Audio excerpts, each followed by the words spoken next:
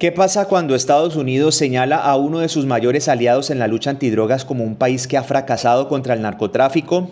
Esto ocurrió recientemente. Washington desertificó a Colombia por primera vez en casi 30 años, en una decisión cargada de implicaciones geopolíticas. El mandatario estadounidense Donald Trump tomó esta medida extraordinaria acusando al gobierno del presidente Gustavo Petro de no cumplir con sus obligaciones antidroga. La desertificación es una sanción diplomática inusual de Estados Unidos que emplea cuando considera que un país ha fallado de manera demostrable en la lucha antidrogas. En septiembre de 2025, el gobierno de Donald Trump desertificó formalmente a Colombia, algo que no ocurría desde 1997, y las razones fueron contundentes. Según el memorando presidencial, los cultivos de coca y la producción de cocaína en Colombia alcanzaron niveles históricos bajo la administración de Petro. De hecho, la ONU reportó un aumento del 50% en el rendimiento potencial de cocaína en 2022 a 2023. Todo en Colombia, por supuesto, que sigue siendo el principal exportador mundial de esta droga. Washington acusa a Petro de haber relajado la presión sobre los narcos. Citan sus intentos fallidos de paz total con grupos armados involucrados en el narcotráfico, lo que habría dado espacio a los traficantes para expandirse. Trump no se midió en señalar responsabilidades. El fracaso es de Colombia en cumplir sus obligaciones antidrogas y recae solamente sobre su liderazgo político, declaró, eximiendo explícitamente a la Fuerza de Seguridad colombiana, a los policías, a los militares. En otras palabras, culpó a Petro y su política de suspender la erradicación forzosa como la fumigación aérea con glifosato en favor de la sustitución de cultivos, programa que ha enfrentado múltiples problemas y no ha frenado la siembra de coca. También criticó la tregua que pactó Petro con organizaciones criminales dentro de su plan de paz total, alegando que éstas aprovecharon el cese al fuego para cultivar y producir más droga. Washington cree que Colombia bajó la guardia y permitió un boom de cocaína. Petro, por su parte, rechaza estas acusaciones y recordó que Colombia ha puesto los muertos, decenas de policías, soldados y civiles en la lucha contra los carteles y que el sacrificio ha sido para evitar que la sociedad norteamericana se ensucie la nariz con cocaína, dijo el propio presidente colombiano. También devolvió la crítica, señalando que no es la fumigación la que se necesita para reducir la demanda de cocaína en Estados Unidos y Europa. La desertificación de Colombia representa un duro golpe simbólico. Colombia históricamente es el aliado más fuerte de Estados Unidos en América Latina contra las drogas. Ahora figura entre los incumplidos. Analistas advierten que esta herramienta tosca erosiona la confianza bilateral y dificulta la cooperación de seguridad. Washington, consciente de ello, acompañó la desertificación con un waiver, una excepción por interés nacional para evitar cortar la asistencia financiera y militar de Colombia. En efecto, Estados Unidos mantendrá la ayuda, que son muchos miles de millones de dólares, y Colombia seguirá colaborando en operaciones antidroga. Se trata, pues, de una amonestación pública sin sanciones inmediatas, un equilibrio entre enviar un mensaje de descontento y no dinamitar una relación estratégica. Aún así, la afrenta diplomática es evidente. Por primera vez desde los años 90, Washington tilda a Bogotá de socio incumplido. Esto abre interrogantes serios. ¿Cómo afectará la confianza de las Fuerzas Armadas colombianas que han peleado codo a codo con agentes estadounidenses? ¿Podría empujar a Colombia a buscar nuevos apoyos en otros horizontes, quizás como China? Colombia no cayó sola en esta lista. Cada año el presidente de Estados Unidos debe identificar a los principales países de tránsito o producción de drogas ilícitas y puede desertificar a los que demuestren incumplimiento grave. En esta ocasión, Trump colocó a 5 países en esa categoría de fallo demostrable. Están Afganistán, Bolivia, Birmania, Venezuela y Colombia. ¿Pero qué tienen en común?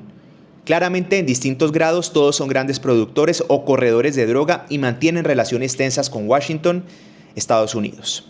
Veamos cada caso. Bolivia es un país andino y es el tercer productor mundial de hoja de coca. Lleva años en la lista negra de los Estados Unidos. La razón principal es política. Desde que el gobierno de Evo Morales expulsó a la DEA en 2008 y defendió el cultivo tradicional de coca, Washington considera que Bolivia no coopera suficientemente. La desertificación de Bolivia se ha vuelto casi rutinaria en los informes anuales. Pese a ello, Bolivia argumenta que realiza interdicciones y controla la producción de excedentes, pero defiende el masticado de coca como patrimonio cultural. La brecha entre La Paz y Washington en la política antidroga sigue amplia. Birmania en Asia es uno de los notorios productores de opio y heroína, y más recientemente, un gran foco de metanfetaminas. La inestabilidad política y conflicto civil facilitan que grupos criminales operen laboratorios casi con impunidad. Estados Unidos viene señalando a Birmania por años, pero la cooperación es casi nula, especialmente tras el golpe militar en el 2021. La heroína birmana alimenta mercados en Asia y Europa principalmente, aunque su impacto en Estados Unidos es indirecto. Afganistán es tradicionalmente el mayor productor de opio en el mundo, fuente de la mayor heroína global. Durante 20 años de presencia estadounidense en Afganistán, nunca se logró erradicar ese cultivo. De hecho, se expandió a máximos históricos. Tras el retorno del Talibán en el 2021, irónicamente, ellos impusieron una prohibición al opio en 2022. Algunos reportes indican que la siembra de amapola cayó drásticamente en el último año, pero Estados Unidos desconfía de la dureza real de esa prohibición. Afganistán sigue en la lista por inercia y por la falta de verificación independiente. Sin relaciones formales con el Emirato Talibán, poco puede hacer Washington allí, salvo vigilar que el opio o las metanfetaminas afganas no lleguen a Occidente. Venezuela, aunque no es un gran productor de droga, se ha convertido en un importante territorio de tránsito y, según Estados Unidos, un narcoestado literal desde la presidencia. La inclusión de Venezuela en la lista es tan política como pragmática. Washington no reconoce al gobierno de Nicolás Maduro y lo acusa de convivir con los carteles. Además de los certificados, Estados Unidos monitorea de cerca a otros países clave en el flujo de drogas. México, por ejemplo, no fue desertificado, pero está listado como país de tránsito y producción. De hecho, México es pieza central del rompecabezas. Los carteles mexicanos controlan buena parte del transporte de cocaína colombiana hacia Estados Unidos y además producen fentanilo y metanfetaminas que causan estragos en territorio estadounidense. Washington ve con muy malos ojos la incapacidad o la falta de voluntad de México para someter a los carteles, al punto que políticos en Estados Unidos han propuesto medidas extremas. En Washington se ha debatido designar a los carteles mexicanos como organizaciones terroristas extranjeras, lo que podría implicar operaciones militares unilaterales. Incluso en el 2025, funcionarios del gobierno Trump consideraron ataques con drones contra capos de México, algo que el gobierno mexicano rechazó contundentemente por violar su soberanía. Esta tensión recuerda que aunque oficialmente México coopera en la lucha antidrogas, permanece la desconfianza y la presión constante. La propia presidenta ha declarado que nunca aceptarán tropas extranjeras en territorio mexicano, luego de que Trump insinuara que ese país estaba prácticamente aliado con los carteles. En respuesta, México contraatacó diplomáticamente culpando a las armas estadounidenses de alimentar la violencia del narcotráfico en su país.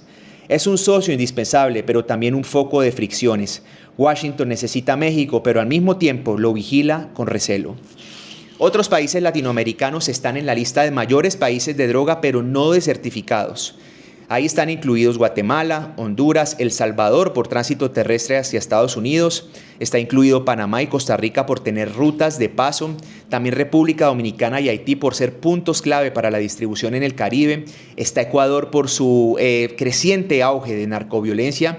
Y por supuesto Perú, que es un gran productor de coca. También está Brasil por exportarla hacia Europa y África. Estos países en su mayoría colaboran activamente con Estados Unidos en distintos grados, pero ninguno fue desertificado, salvo los ya mencionados. Sin duda, la mera presencia considera que Washington ya los considera críticos en el mapa del narcotráfico mundial. En conjunto, son 23 naciones las señaladas como productores corredores principales este año. La política antidroga estadounidense abarca medio mundo, desde la jungla andina hasta las rutas de Asia. Y dentro de esa política, hoy por hoy, América Latina es el frente más activo, donde se decide gran parte del éxito o fracaso de la guerra contra las drogas. Entre todos los países en la mira está Venezuela. Ese país ocupa un lugar especial en el discurso de Washington. Trump no dudó en afirmar que el presidente Nicolás Maduro encabeza una de las mayores redes de tráfico de cocaína del mundo. Esta supuesta red es conocida popularmente como el Cartel de los Soles. Hace una referencia a las insignias de sol que llevan los generales venezolanos. Según las investigaciones, altos funcionarios y militares chavistas han estado involucrados por años en mover cocaína desde Colombia por Venezuela. Lo ven como un estado cómplice o incluso autor intelectual del narcotráfico. De hecho, en el 2020 el Departamento de Justicia de Estados Unidos imputó a Maduro por narcoterrorismo y conspiración para importar cocaína, presentándolo como el líder del Cartel de los Soles, en complicidad con exguerrilleros colombianos. La justicia estadounidense ofreció inicialmente $15 millones de recompensa por información para capturarlo, y pues esa recompensa ya está en 50 millones. Además, otros personajes del entorno como Diosdado Cabello, número 2 del régimen, también han sido señalados de colaborar con este supuesto cartel estatal. Para Washington, Venezuela se ha convertido en un narcoestado, un gobierno que lejos de combatir a los traficantes, trabaja con ellos o los dirige. Hay que destacar que Venezuela no produce cocaína o no cultiva coca en volúmenes significativos, pero su territorio es ruta de salida de la cocaína colombiana hacia el Caribe y el Atlántico. Aprovechando el desgobierno y la corrupción, organizaciones delictivas han usado a Venezuela para sacar droga por sus puertos y pistas clandestinas. ¿Cuánta cocaína pasa por allí? Algunos estudios recientes dudan que Venezuela sea tan central como alega Trump. El último World Drug Report de la ONU indicó que las principales rutas de la cocaína hacia Estados Unidos no están en ese país. Entre 2023 y 2024 pasaban más por Colombia, Perú y Ecuador hacia Centroamérica y México que por Venezuela. De hecho, la ruta marítima dominante para la cocaína con destino a Estados Unidos sigue siendo el Pacífico Oriental hacia México por Centroamérica, donde ocurren las mayores incautaciones, mientras que Venezuela sirve más bien como corredor de tránsito para una parte de la cocaína que va al Caribe Oriental o a Europa. Incluso un informe de la DEA concluyó que el 84% de la cocaína incautada en Estados Unidos es de origen colombiano, sin mencionar a Venezuela. Estos datos sugieren que, si bien Venezuela juega un rol en el narcotráfico, no es el principal conductor hacia el mercado estadounidense. Este tire y afloje alrededor de Venezuela muestra una peligrosa escalada. Bajo la bandera antinarcóticos de Estados Unidos, roza la intervención armada contra un gobierno hostil en la región. ¿Es genuinamente por las drogas o un pretexto geopolítico? Probablemente ambas. Sin duda existe el cartel de los soles en el sentido de que los militares venezolanos sí son corruptos, algunos, y que se lucran con el narcotráfico. Estamos hablando de exgenerales que también incluso están acusados y se han entregado a la DEA años atrás. Pero la narrativa de un supercartel dirigido personalmente por Maduro todavía es debatible. Para entender el panorama complejo necesitamos conocer cómo viaja la droga desde América Latina hacia los mercados consumidores. Colombia, Perú y Bolivia producen prácticamente toda la cocaína del mundo. Esa cocaína emprende largos periplos clandestinos por aire, tierra y sobre todo mar. El 90% de la cocaína andina toca vías marítimas en algún punto de su ruta. Existen 3 corredores principales de tráfico que conectan con Estados Unidos y Europa. La ruta del Pacífico, que es hacia Norteamérica, esa es la ruta reina para surtir a Estados Unidos. Va con lanchas rápidas, barcos pequeños, otros pesqueros e incluso semisumergibles, también conocidos como narcosubmarinos, que zarpan desde la costa del Pacífico colombiano y también del ecuatoriano o también de Perú, todos cargados con toneladas de cocaína. Navegan directamente hacia el Pacífico Oriental y muchas veces hasta las costas de Centroamérica, incluidos Guatemala y Honduras, o directamente lo hacen hasta llegar a México.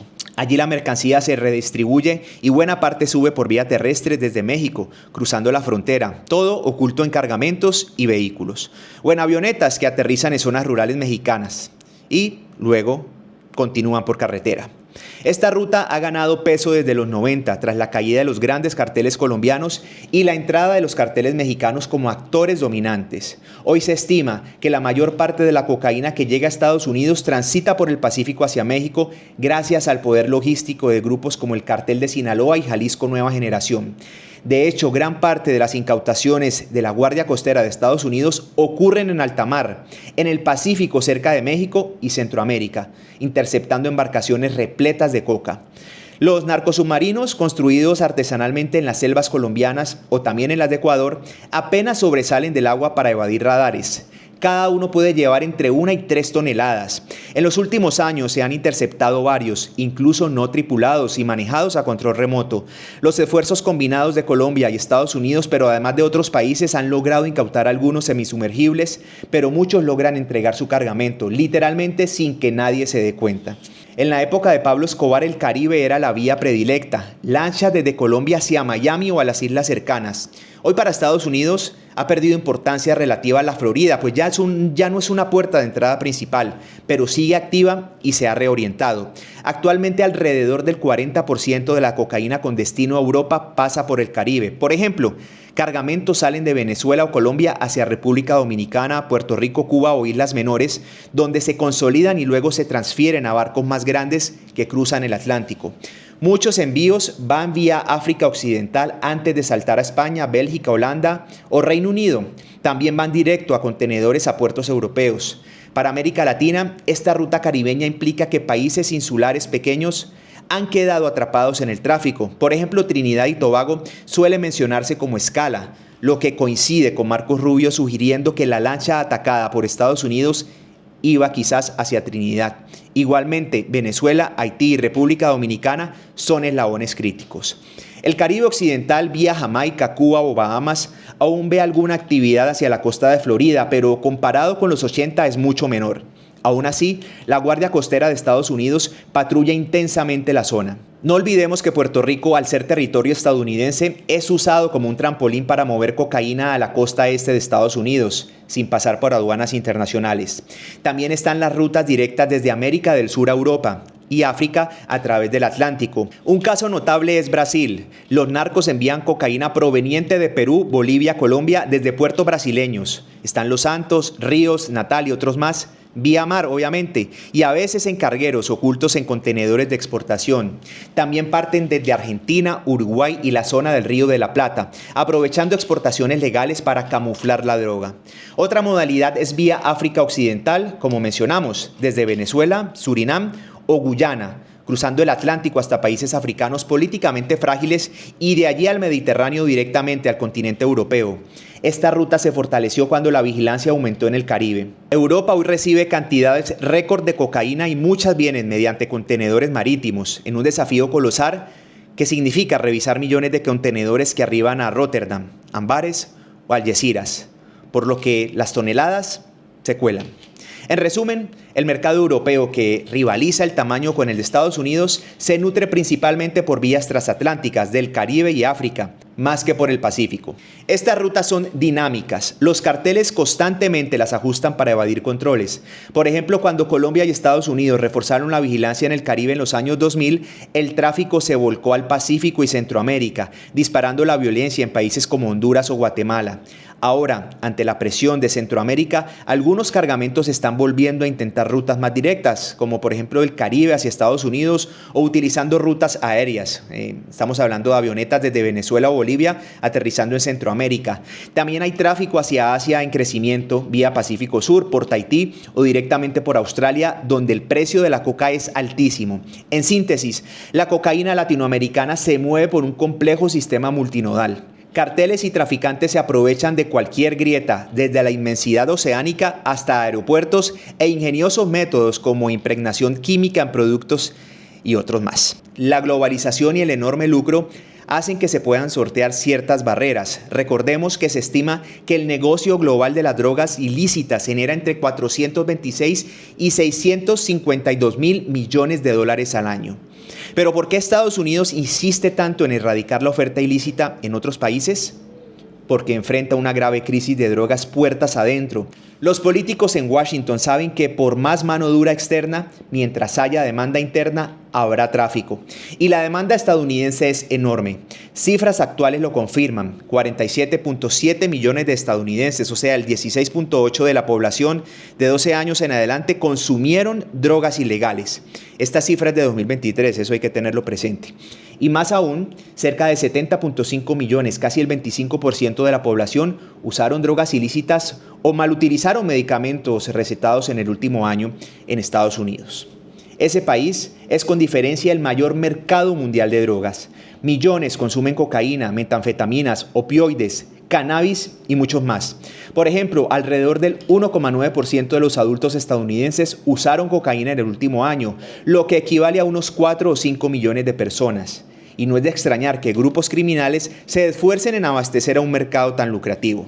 Ese consumo masivo viene acompañado de un costo humano. Las sobredosis fatales se han disparado en la última década. Tan solo en el año 2022 murieron alrededor de 107.900 personas por sobredosis de drogas en Estados Unidos, más que todas las bajas estadounidenses en la guerra de Vietnam solo en un año. La crisis de los opioides sintéticos, también conocido como fentanilo, es el principal motor de esta tragedia. En el 2023, cerca del 75% de las muertes por sobredosis estuvieron relacionadas con opioides, especialmente fentanilo. Sin embargo, la cocaína también juega un papel mortífero. Casi 1 de cada 5 fallecimientos involucra la cocaína, a menudo combinada con opioides. Es decir, la cocaína no solo causa adicción y estragos sociales, sino que también está contribuyendo a la ola de muertes por las drogas. A veces, al ser mezcladas con fentanilo clandestino, se empeora todo. Esta realidad tiene a las autoridades estadounidenses en máxima alerta y bajo enorme presión política. El público exige acciones para frenar tanto la oferta de afuera como la epidemia de adicción por adentro. ¿Cómo se traduce esa presión en términos de gasto y de iniciativas? Estados Unidos destina sumas colosales. El presupuesto federal para el control de drogas en el 2024 rozó los 45.000 millones de dólares. Ese dinero se reparte entre programas de prevención, tratamiento, pero también interdicción, erradicación en países productores, en refuerzo de fronteras y muchísimo más. Claramente la prioridad ha sido bloquear el suministro. Por ejemplo, el Plan Colombia costó cerca de 10.000 millones de dólares y también se invierte ese dinero en entrenar fuerzas antidroga en México y Centroamérica, en desplegar guardacostas, en desplegar drones satelitales, todo con la meta de impedir que las drogas crucen la frontera. Sin embargo, hay un reconocimiento creciente, incluso entre figuras en Washington, que sin reducir el consumo interno, la guerra contra las drogas no se ganará. Por eso Trump habla de combatir también la demanda doméstica. Mencionemos un dato que ilustra el porqué del empeño en cortar la oferta. El negocio es redondo para los traficantes gracias al alto precio en el destino. En Colombia, un agricultor vende un kilo de pasta de base de coca, tal vez más o menos por $400. Ese kilo, convertido en cocaína pura, vale unos $1.500 en origen. Pero en las calles de Estados Unidos, un kilo de cocaína puede alcanzar los $28.000 o $35.000 dependiendo la ciudad. Al menudeo, subdividido en gramos, puede llegar a precios totales de 60 a 200 el gramo. Estamos hablando de dólares. Mejor dicho, un promedio de 100 o 120 por gramo. Eso significa que un kilo vendido al detalle rinde más de 100.000. Pocos productos legales multiplican tanto su valor a lo largo de la cadena. Esta gigantesca rentabilidad, impulsada en parte por la ilegalidad misma, la ley de oferta y demanda, a mayor riesgo, mayor precio, es lo que hace tan difícil erradicar los narcotraficantes o erradicar el narcotráfico. Los consumidores estadounidenses en conjunto gastan decenas de miles de millones de dólares al año en drogas, enriqueciendo a organizaciones criminales. Un informe en el 2016 estimó que solo en cocaína los norteamericanos gastaban alrededor de 28.000 millones de dólares anuales. Hoy debe ser mucho más, han pasado 9 años. Así, cada gramo respirado en Nueva York, en Los Ángeles, financia la violencia en Michoacán, pero también en Jamundí, Colombia, en selvas devastadas de Perú, o también financia a los políticos corruptos de Caracas, por ejemplo. Esa es la realidad interconectada de la globalización del narcotráfico. Con estos números en mente, se entiende por qué Estados Unidos está consciente del consumo en su territorio, como dijo Petro, y por eso quiere erradicarlo. Ningún presidente de Estados Unidos quiere verse pasivo ante una crisis que mata jóvenes a montones y que también alimenta la inseguridad. Algunos ven señales de que esta guerra contra las drogas podría estar acercándose a un replanteamiento mayor. La propia Comisión Global de Políticas de Drogas, integrada por expresidentes, incluyendo latinoamericanos, aboga por regular el mercado e invertir en la salud en vez de militarización. En varios países la cannabis ya se legalizó. Se discuten incluso pilotos de despenalización de la coca en Bolivia y control estatal de mercados en la hoja. ¿Podría entonces la cocaína en algún momento salir de la clandestinidad? Suena descabellado hoy, pero hace 20 años también lo parecía para la marihuana. Lo cierto es que Latinoamérica clama por un cambio. Colombia y México han dicho en la ONU que seguir haciendo lo mismo no dará resultados distintos. Sin embargo, en el corto plazo, la realidad es que la confrontación continúa. En esta encrucijada, cada país tiene retos gigantes. Estados Unidos, reducir su sed de drogas y controlar la epidemia de sobredosis. Colombia, convertir su economía cocalera sin desestabilizar el campo. México, debilitar a sus megacarteles sin destrozar el tejido social. Venezuela, rescatar a su Estado de Derecho para que el crimen no sea político de Estado. Centroamérica, ofrecer oportunidades a su juventud para que no caiga en el narco. Bolivia y Perú, controlar la producción manteniendo paz social con campesinos. Son tareas titánicas que trascienden la simple dicotomía de certificación o desertificación. Al final del día, la guerra contra las drogas no se ganará con declaraciones o con desplantes, sino con políticas inteligentes, integrales y humanas. Mientras eso llega, si es que llega, la desertificación de Colombia y los movimientos alrededor nos dejan un geopolítico bien interesante. Estamos hablando de un panorama, claramente, un hemisferio en el que el fantasma del narcotráfico sigue determinando alianzas, conflictos y el destino de millones. Manténganse atentos porque la historia sigue escribiéndose en las selvas, en el mar, en la Casa Blanca y en los barrios de nuestras ciudades y su desenlace nos atañe a todos.